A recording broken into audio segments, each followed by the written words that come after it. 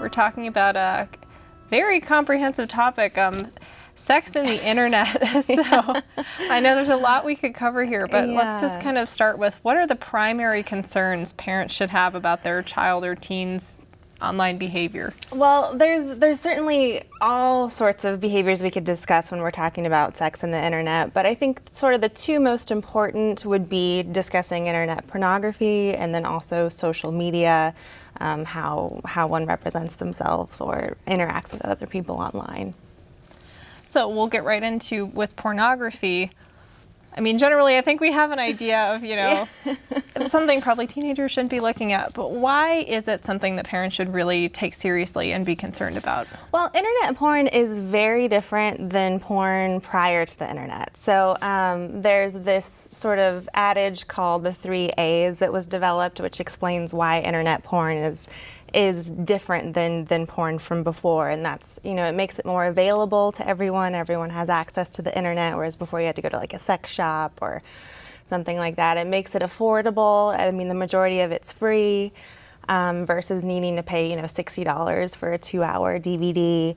And the use of it's anonymous, so you can sort of get away with it without other people knowing, that you've got a stash, under your bed or something. So it just kind of reduced the barriers before. And then also content analyses reveal, so there's certain studies that are done where they look at a number of clips or videos of the most popular pornography and determine, what's being depicted. And what those analyses reveal is that over time it's become more aggressive and more violent. And more access to those types of sort of extreme sex acts, whereas before the internet you really had to work pretty hard to find material like that, and it was really expensive to buy. So there's just some new reduced barriers that should make parents today a little bit more cautious about what their kids are being exposed to. Now, I wonder if there's a certain tendency to just almost excuse it to a point to say, okay, I mean, stay away from it, but okay, it's just they're curious. They're curious about their bodies or about sex.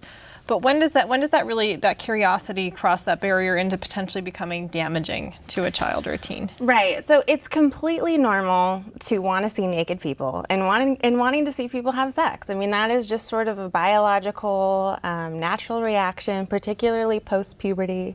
Younger kids are usually exposed to porn accidentally just because they sort of want to see what boys or girls look like naked or what sex looks like. But, there's a big difference between sort of sneaking a peek here and there or being curious versus watching, tons of footage or needing it in order to achieve an orgasm versus, just sort of looking at it here and there. So there's certain levels of use. And it certainly is more of a spectrum, but I guess what parents would be most concerned about is if they're sort of just letting their kid have free reign over all of their devices that connect to the internet, then there's a potential that they're seeing a whole lot of stuff.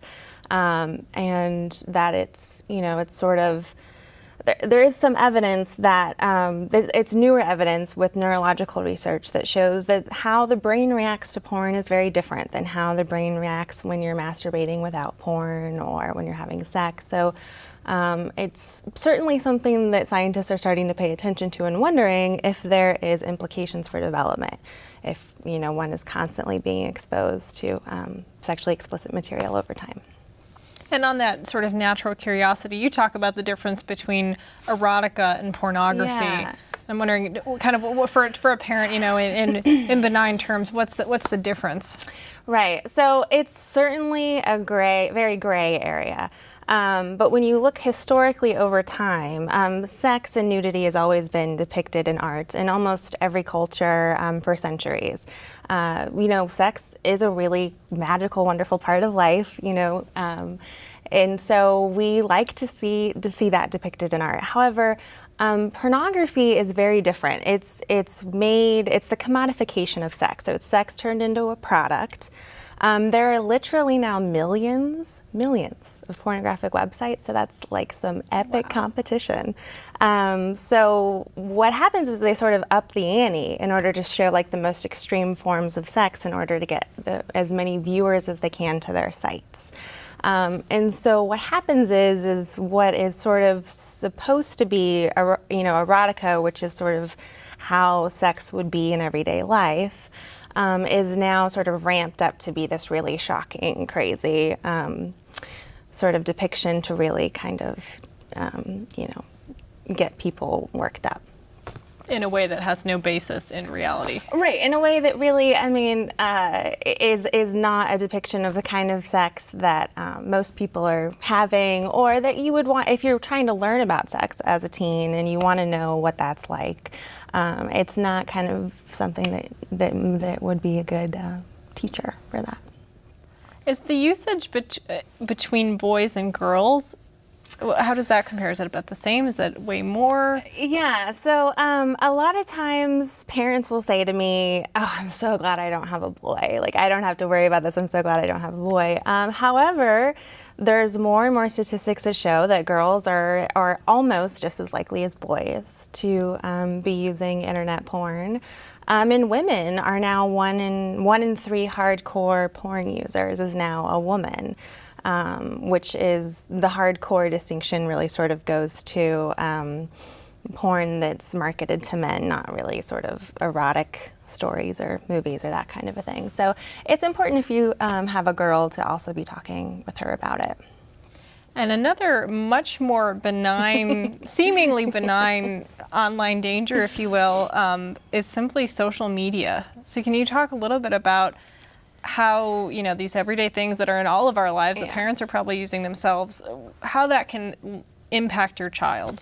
Yeah, so it's important to first really acknowledge that the majority of kids and teens are using social media for just completely benign reasons, for the same reasons adults do.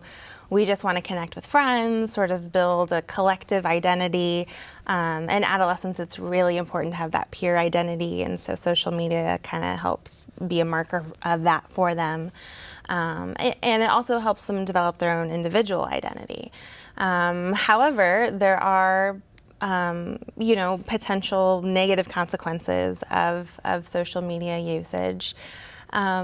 So one of the things that I think parents need to be aware of is the fact that just because you're on Facebook or you might be friends with your child on Facebook doesn't mean that you know what's going on in their social networking life. A lot of parents think, well, I'm Facebook friends with them, so everything's fine. A lot of teens are now sort of flocking to other social networking outlets. For example, apps are really important now. There's several apps that you can connect with people online and send private messages or memes or videos or that type of thing. The problem with those is that a lot of them have GPS tracking software, so it's really easy for adults and minors to find one another, so that's something parents need to be aware of. And in general, you just want to make sure that the privacy setting, that your child has the privacy settings on whatever social media platform they're using. And, another sort of umbrella term that would be great for parents to talk with their children about is for them to really understand that their social media presence is really an extension of themselves. And so, which is important because I think there is this general sense with all of us that you're sort of distant from it, and there's sort of an anonymity factor to it that really is disappearing. Right.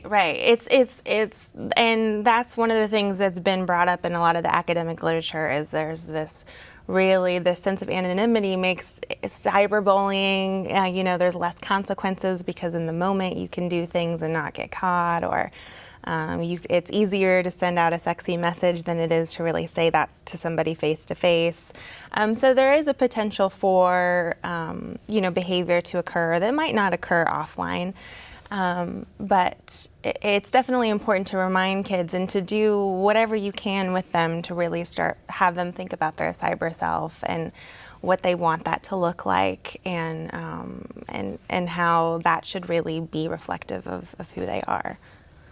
And another thing that I know you've worked on in your research is the kind of the consequences and the behavior of sexting or sending nude photographs. I don't know if that's encompassed in sexting, but also, you know, I'm actually not that social media savvy, but I know these new things where people think, okay, I can take somebody I like asked me for a picture that's flattering, I can take this picture and they'll only see it just them, and then it'll disappear and all is right with the world, but that's not always the case. Right. Yeah. So it's hard to get exact prevalence rates on how many people are sexting. It's important, like you just mentioned, to make a distinguish both in education and in research between sending like flirty, sexy text messages versus a nude photograph. Those are very different types of sex. But and the most definitive study, it's a nationally representative study, shows that 1 out of 5 teens has sent or received a nude image. So that's something that we definitely need to pay attention to and teach kids about. However, in terms of the mass media sort of reaction to it, the girls get a really bad rap. So we really sort of go after them. Why are they sending these photos? What's wrong with them? But yet we rarely talk about the boy who's soliciting the photos, or the boy who's posting the photos online, or the boy who's sending the photo around to school. So I think it's important to really acknowledge that there's a gender difference in who's sending and receiving the photos, but that also acknowledge the role that boys are playing in this. And so we really need to concentrate on both boys and girls if we want them to be able to deal with this seemingly new reality. I think the other important part, though, when we're talking about sexting with kids, is to acknowledge to them that it's totally normal to want to send a nude photo of yourself to somebody that you really care about. I mean, people have been doing that since we've had photography. It's just the potential consequences are just so much more readily available and negative now than they could have been when you had to go develop the photo in some seedy, off-market shop. So it's important to acknowledge that, they aren't bad people for wanting to do this kind of thing, or that it isn't, they shouldn't feel shameful about it, but that there's real consequences. And I'm assuming, is it the same kind of what you would think, where girls are probably sending them at a higher rate, some boys are receiving them at higher rates? Yeah. So both in qualitative and quantitative research, it shows that the girls are much more likely to be sending the photos, and boys are much more likely to be receiving them or sending them on, distributing them. So boys feel a lot of pressure to collect. It's sort of like a status thing. And girls will feel pressure because they either trust that the boy isn't going to send it along, or that they think, it'll raise their status in the boys' man. Yeah. And one thing to keep in mind with all of these kind of newer apps and things is I think there's a tendency for kids to think, okay, I'm going to take this, the message is going to disappear, it's going right to this person, but the apps actually own all of that content. Yeah, so when I talk to college students or adolescents, a lot of times they'll say, well, I didn't show my face, or I didn't send it through the phone. I sent it through, Snapchat or some other app. Thinking that it's not permanent, but these things are very easily recovered. People take screenshots, even if you set a timer, and like you said, any kind of activity you do through an app then becomes property of that app. So these are things that we need to be talking to kids about. And I'm thinking it's probably harder, we've talked about if it's somebody you like or someone you know. What about a request from a total stranger? Yeah. Because you would seem like you would think, oh, well, nobody would do that, but times have changed and it's becoming more acceptable. Yeah. Again, we don't really know how prevalent that is, but it's certainly, you certainly hear about it, and I've certainly talked with parents who've had, problems with their mostly daughters doing this type of thing. I think there's a lot that goes into wanting to interact with a stranger about sex that we could cover here, but it's certainly something you want to be talking to teens about. That if somebody's contacting you online that you don't know, you delete the message, you don't return it.